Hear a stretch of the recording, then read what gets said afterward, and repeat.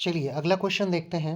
अगले क्वेश्चन में पूछा गया है कि छत्तीसगढ़ राज्य की अधिकतम उत्तर से दक्षिण लंबाई कितने किलोमीटर के मध्य है। लगभग पूछा गया है कितने किलोमीटर के मध्य है। उत्तर से दक्षिण तक की जो लंबाई है वो छत्तीसगढ़ राज्य की कितनी है, ये आपसे इस क्वेश्चन में पूछा गया है। एक एक सवाल को आपको ध्यान से करना है। एक एक क्वेश्चन आपके लिए बहुत इंपॉर्टेंट है। 4 ऑप्शन दिए गए हैं और इसका सही आंसर है 600 से 700 किलोमीटर जो है वो लंबाई है। और ये दिया गया है आपका ऑप्शन में दिखा देता हूँ, स्क्रीन को थोड़ा ठीक कर लेते हैं। ऑप्शन नंबर ए में दिया गया है, यानी छत्तीसगढ़ राज्य की अधिकतम उत्तर से दक्षिण तक की जो लंबाई है वो 600 से 700 किलोमीटर के बीच में है या मध्य में है। चलिए अगले क्वेश्चन पर चलते हैं। आगे पूछा गया है सामान्यतः छत्तीसगढ़ राज्य का जो ढाल है वो किस दिशा की ओर है। तो मुख्यतः अगर बात की जाए छत्तीसगढ़ राज्य की, तो छत्तीसगढ़ राज्य का जो ढाल है वो पूर्व की तरफ है। स्क्रीन थोड़ा हिल रहा है, उसके लिए मैं माफ़ी चाहता हूँ। अभी आपका ठीक से काम करेगा। छत्तीसगढ़ राज्य का जो ढाल है वो पूर्व दिशा की ओर है और पूर्व दिशा दिया गया है ऑप्शन नंबर डी में। तो इस क्वेश्चन का सही आंसर हो जाएगा छत्तीसगढ़ राज्य का ढाल जो है वो पूर्व दिशा की ओर है। आगे चलते हैं। अगला क्वेश्चन है छत्तीसगढ़ राज्य का सर्वाधिक भौगोलिक क्षेत्रफल किसके अंतर्गत आता है। तो जो छत्तीसगढ़ राज्य है उसका जो भौगोलिक क्षेत्रफल की बात की जाए वो सबसे ज़्यादा आता है मैदानों और नदियों के बेसिन के बीच में। ना ही वो पहाड़ों के बीच में आता है, ना ही पाटों के बीच में। ऑप्शन नंबर सी इसका सही है।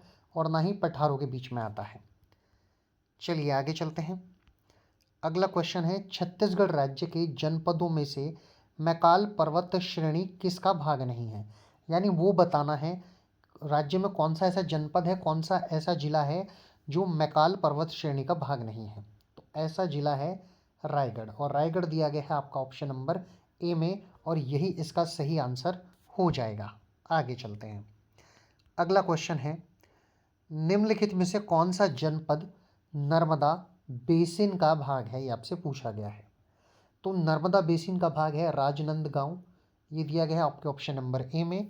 तो इस क्वेश्चन का सीधे सीधे option number A correct answer हो जाएगा। आगे चलते हैं। आगे पूछा गया है छत्तीसगढ़ राज्य की औसत वार्षिक वर्षा कितनी है। तो वो है आपकी 1390 से 1400 मिमी।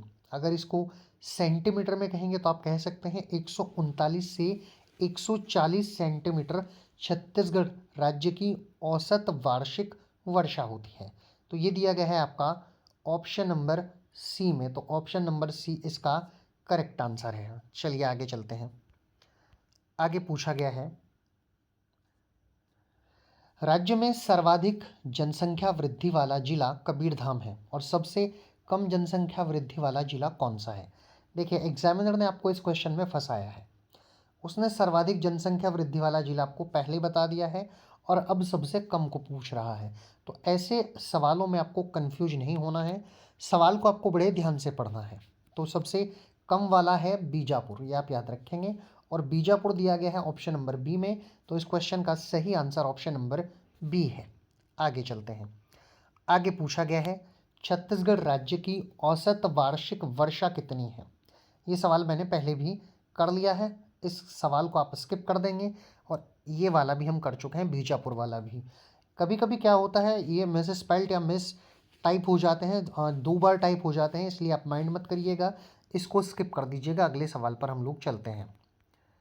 चलिए अगला देखते हैं। छत्तीसगढ़ प्रांत यानी कि छत्तीसगढ़ राज्य की बात की जा रही है। छत्तीसगढ़ राज्य में अनुसूचित जाति हेतु आरक्षित विधानसभा क्षेत्र हैं। कितने विधानसभा क्षेत्र हैं जो अनुसूचित जाति के लिए सुरक्षित हैं, या आप कह सकते हैं रिजर्व हैं।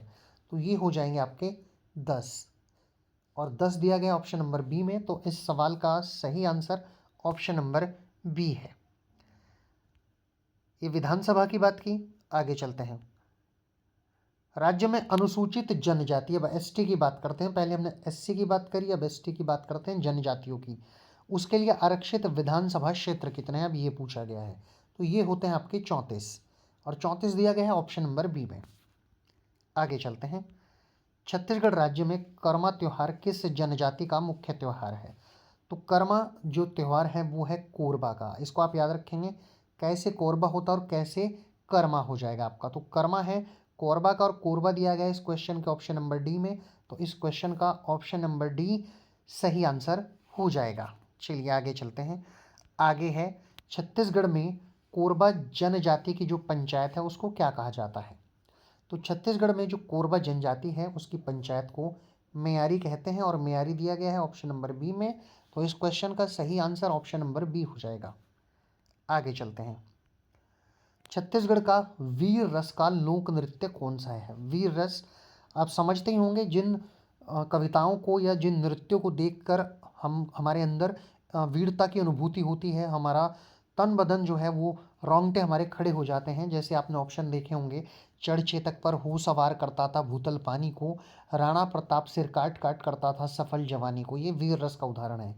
तो उसी के बारे में पूछा गया है कि छत्तीसगढ़ पर वीर रस का लोक नृत्य कौन सा है। ऑप्शन दिए गए हैं पंडवानी, रैला गीत, मड़ई या दादरिया। तो इसका सही आंसर पंडवानी ही है जो कि दिया गया है आपके ऑप्शन नंबर ए में। ऑप्शन नंबर ए आपका सही हो जाएगा।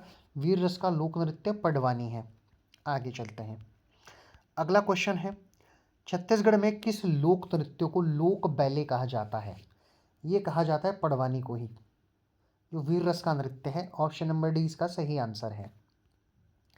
आगे चलते हैं। छत्तीसगढ़ में रावत जाति का नृत्य है, कौन सा जो नृत्य है वो रावत जाति का है, ये आपको बताना है।